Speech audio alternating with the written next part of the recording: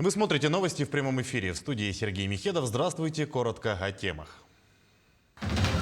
Утвержден проект полигона твердых коммунальных отходов в Якутске. Когда начнется строительство объекта? Сложная эпидобстановка. В Хангаласском районе учителя выходят в рейды, выявляют детей, находящихся вне дома. Уникальная Россия. В Москве стартовала крупная всероссийская выставка. Свои изделия представляют датинские мастера. Перед компанией «Сахатранснефтегаз» стоят амбициозные задачи. Предстоит расширить основные виды деятельности. Одно из крупнейших предприятий Якутии должно активнее заниматься добычей и реализацией природного газа. Такую задачу перед руководством «Сахатранснефтегаза» поставил Айсен Николаев. Сегодня глава региона рассмотрел предварительные итоги деятельности предприятия. Так, в прошлом году компания ввела в эксплуатацию новую головную газораспределительную станцию в Якутске, обеспечила газоснабжением села Бердигистя Горного Улуса и Дерин Чурапчинского Улуса. Построила 30 километров резервной нитки газопровода от Вода к городу Вилюйску. В текущем году компания по программе соцгазификации планирует газифицировать порядка 2400 домовладений. Более 400 молодых семей республики смогут улучшить свои жилищные условия в 2022 году. Средства выделят по госпрограмме. В этом году 411 молодых семей из 35 районов республики получат выплаты на общую сумму почти 492 миллиона рублей. Размер выплаты зависит от количества членов семьи. В среднем они смогут получить от 700 тысяч до 2,5 миллионов рублей. Выплату можно направить как на первоначальный взнос по ипотеке, так и на погашение основного долга или процентов по кредиту на покупку жилья или строительство жилого дома. Чтобы принять участие в программе, молодая семья должна быть признана нуждающейся в улучшении жилищных условий. Возраст участников программы не может превышать 35 лет. Проект полигона твердых коммунальных отходов в Якутске получил положительное заключение главгосэкспертизы. Об этом сообщает пресс-служба МинЖКХ и энергетики региона. Строить объект начнут в этом году. Стоимость полигона, согласно документации, составит 3 миллиарда 300 миллионов рублей. В том числе на первый этап выделят более 2 миллиардов рублей. Новый полигон станет первым объектом размещения отходов, построенный на вечной мерзлоте. Его аналогов нет в России, отметил министр ЖКХ и энергетики региона Вячеслав Емельянов. Разместят полигон на земельном участке на 27-м километре Вилюйского тракта. А на реализацию программы «1000 дворов» на Дальнем Востоке в Якутии направят более 1,5 миллиарда рублей. В текущем году благоустроят дворовые территории и мини-парки в 37 муниципальных образованиях республики. Одна из важнейших задач при реализации проектов – максимальное вовлечение жителей на всех этапах работ, подчеркнул Айсен Николаев во время рассмотрения исполнения программы «1000 дворов» на Дальнем Востоке. В конкурсном отборе приняли участие более 140 тысяч якутян. В межведомственной комиссии проекта «Родные города и села» утвержден адресный перечень, в который вошли 124 двора и мини-парка. Напомним, работы по благоустройству должны начать 1 мая и завершить до 1 ноября. Далее к эпидобстановке. Еще 2305 человек заразились коронавирусом в Якутии за минувшие сутки. Из них большинство в Якутске, 1659 заболевших. В Мегино-Кангаласском районе 197 случаев заражения, в Алданском 70, в Чурапчинском 38, в Мирнинском 35, в Хангаласском 32, в Верхневилюйском районе 30 случаев, в Намском 29, в Нюрбинском 24, в Тампонском и Усть-Алданском улусах по 21 случаю.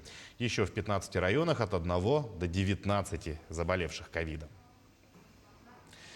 Между тем, граждане с медотводом от вакцинации смогут получить сертификат на госуслугах. Напомним, решение о наличии противопоказаний принимают врачи, оценив здоровье пациента и изучив историю его болезни. Михаил Мишустин подписал соответствующее постановление правительства. Он также обратил внимание на то, что показатели заболеваемости ковидом растут, а из-за особенностей течения болезни люди чаще обращаются за лечением в поликлинике, повышая тем самым нагрузку на амбулаторную сеть. В 17 часов во Дворце детства началась вакцинация от коронавируса детей и подростков в возрасте от 12 до 17 лет. Вакцинировать своего ребенка может каждый, предварительно записавшись в поликлинике у педиатра. Решение об иммунизации принимает врач при наличии письменного согласия родителей. Подготовку к вакцинации уже прошли дети медицинских специалистов, работающих в красной зоне. Также известно, что в республику поступило 720 доз детской вакцины. Перед постановкой вакцины врач-педиатр осматривает ребенка, измеряет температуру тела, обязательно уточняется эпитанамнез, и на основании объективных данных она дает разрешение. Записаться можно через своего участкового педиатра. Плавательные бассейны Чолбон и Самородок приостановили свою деятельность. Такая мера связана с ухудшением эпидобстановки в регионе. Об этом сообщили в Министерстве спорта республики. Другие спортивные объекты работают в штатном режиме при условии заполняемости до 50%. Напомним, согласно приказу Минспорта, в Якутии приостановлена организация спортивной подготовки воспитанников до 18 лет, в том числе предоставление платных услуг, а также проведение всех спортивных соревнований до выхода особого распоряжения. При посещении спортивных объектов города Якутска обязательно требуется наличие QR-кода о вакцинации, да, от ковида, либо о том, что человек переболел. И обязательно при входе обязательно проверяется температура человека, да, то есть термометрию проходят, и чтобы при посещении не должно быть признаков ОРВИ. На сегодняшний день все объекты спорта в городе Якутске, они работают с 50% загруженности от мощности. С первых дней вспышки коронавируса в Нюрбинском Улусе организован волонтерский корпус. Оперативный штаб района координирует деятельность волонтеров-добровольцев. Отметим, что молодежь, понимая всю ответственность, активно вступает в ряды помощников. Общероссийское движение и республиканский штаб волонтеров курируют общее движение. С начала пандемии 147 добровольцев по Нюрбинскому району исполнили более 6 тысяч заявок от населения. Они не ограничиваются доставкой медикаментов и продуктов, выполняют хозяйственные работы. Например, колют дрова и убирают снег. Наш волонтерский корпус работает с 2020 года и по сей день работаем. У нас более 80-70 волонтеров, и каждый день примерно поступает по 10-20 заявок.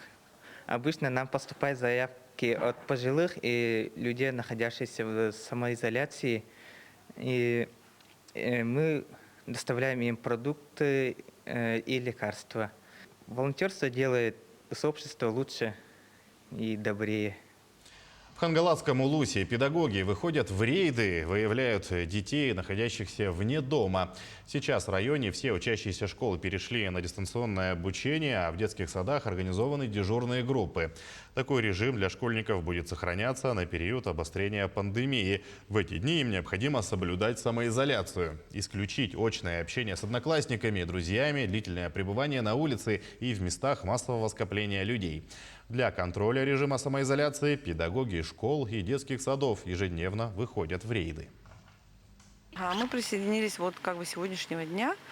Выходим мы по графику один раз в день, дневное время.